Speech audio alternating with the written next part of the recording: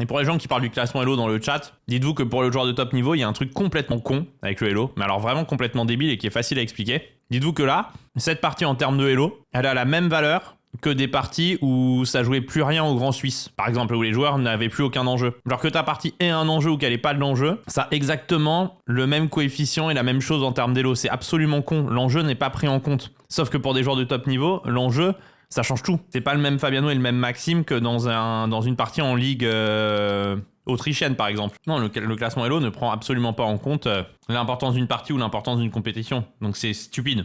La fille des katas, ouais, parce qu'ils sont sur leur sacro-saint Elo qui veulent pas changer. Comment apprécier si une partie a de l'enjeu ou pas? Bah, suivant les tournois. Bah, tu regardes une partie de ligue de merde autrichienne, tu sais bien que ça y a pas d'enjeu, que tout le monde s'en branle.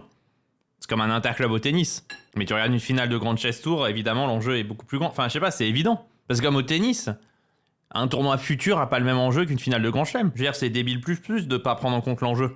Vu que le manque d'enjeu se ressent de la même manière pour les deux joueurs, ça change peut-être pas grand-chose. Non mais bon, faut arrêter avec ça. C'est juste pas logique, c'est pas logique, point barre. Ça change juste tout en fait. Sans parler d'enjeu, tu veux dire que les gros tournois ont le même coefficient que les petits? Ah, tout a le même coefficient en fait.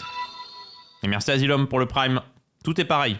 Mais non, mais arrêtez de me dire que ce serait bizarre de changer le système Elo. Le système Elo, il marche pas pour le haut niveau, point. Arrêtez de penser avec vos mentalités d'amateurs. Un truc chiant avec les amateurs aux échecs, c'est qu'ils pensent toujours que le sport est le même pour les amateurs, que c'est le même jeu pour eux que pour les pros. Et c'est vraiment un truc typique des échecs, ça aussi. C'est pas la même chose. C'est pas le même jeu, en fait, quasiment. C'est pas les mêmes enjeux, c'est pas le même jeu, enfin, y a rien qui est pareil. C'est comme au tennis, c'est pas la même intensité entre des amateurs et des pros, c'est comme au foot, c'est comme au rugby, encore pire, dans tout. À la boxe, à tout. Parce que les amateurs pensent que les pros jouent au même sport. Pas parce qu'ils ont jamais été pros, peut-être, mais qu'ils se rendent pas compte. Pouah, c'est tellement monumental ce qu'il fait Fabi, là. Maxime, il est tombé en plein dedans, plein dans le mille. C'est sûr que c'est encore la papa de Fabiano, je suis quasiment certain, parce qu'il lui reste 1h27 et il joue tous les meilleurs coups. Donc je vois pas pourquoi il jouerait si vite. C'est monumental là ce que fait Fabiano. Évidemment, nous on est écœurés parce que supporters français et tout, mais là Maxime il joue contre ce qui se fait de mieux au monde. Hein. À un niveau comme ça, est-ce que Magnus tiendrait? Quand ils avaient joué le match où Fabiano était sur ces standards-là, Magnus n'avait pas gagné et n'avait même pas réellement dominé tant que ça le match. Il avait légèrement dominé, mais c'était pas une domination sans partage et ça s'était soldé sur 12 nuls consécutives. Hein.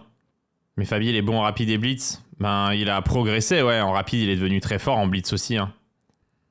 Fabi, il lâche toujours ses plus belles prépas contre Maxime. Non, il en lâche souvent en fait des belles prépas. C'est juste qu'on regarde souvent les parties de Maxime et c'est pour ça qu'on en voit beaucoup, mais. Et tu suis évaluer les meilleures options et tu les trouves et après 20 coups, tu suis toujours contre un ordi qui attend, ouais.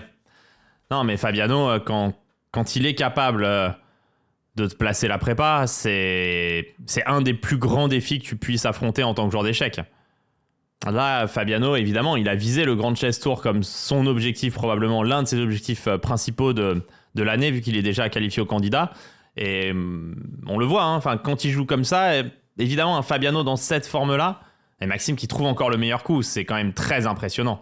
Parce que là, sur Dame A5, il veut fou F5, maintenant. C'est très impressionnant ce que fait Maxime. Et il veut laisser fou prend F5, cavalier prend F5, tour prend C6, cavalier prend E3. Non mais ok, Maxime là, c'est... Non mais vous imaginez, c'est la stratosphère là. Hein. Et c'est encore la prépa de Fabiano. Non mais là, la partie, c'est la stratosphère. C'est dommage pour moi que vous puissiez pas comprendre à quel point vous êtes en train de regarder un truc de fou. Là, ce que vous regardez, c'est un truc de malade, en fait. C'est pas possible de mieux jouer aux échecs que ce que font les deux joueurs actuellement. Là, c'est pas possible. C'est qu'il y a un joueur qui a une préparation exceptionnelle avec les blancs et qui se rappelle de tout. C'est ce qu'on peut faire de mieux. On peut pas faire mieux que ça. C'est vraiment tennistiquement parlant, c'est tu joues contre Karlovic qui t'envoie un pruneau à 230 km/h et le mec en face, il te fait un retour bloqué sans broncher.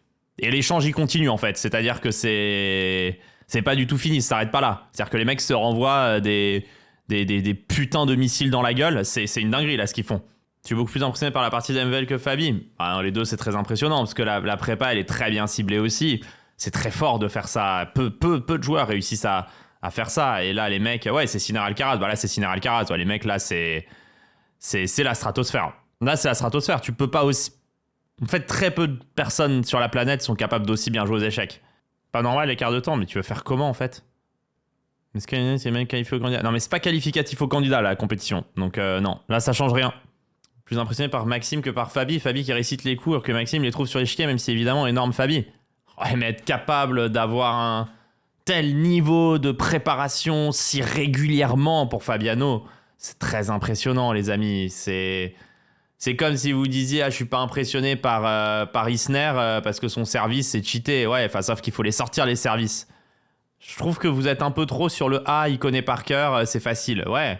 Bah, si c'est si facile, pourquoi vous connaissez pas en fait? Je veux dire, il faut avoir révisé le bon truc le matin, avoir la vista, se rappeler de tout et bien et tout le temps et machin. Enfin, c'est... Ouais, pas impressionné par les box, ils sont juste physiques. Ouais, super. Ouais. Usain Bolt? Non. Il court juste vite. Ah ouais, ok, pas impressionnant. Ok, super. Exceptionnel. Par contre, victoire de l'Olympique de Marseille contre le PSG 1-0. Ouais, là, très impressionnant par contre. Ouais. Très grosse victoire. Ballon d'or? Non, pas du tout. Non, excuse-moi, je connais le foot. J'ai culture footballistique. Merci. Exceptionnel, ouais. Non, j'ai culture footballistique. Ça, il y a absolument rien. Ballon d'or? Non. Maradona n'a pas eu. Ouais, ok, merci. Ouais, Usain Bolt, il court vite, mais il tient pas plus de 10 secondes. Ouais, ok. Ouais. En fait, c'est relativement faible. Tu fais faire marathon? Ouais, non.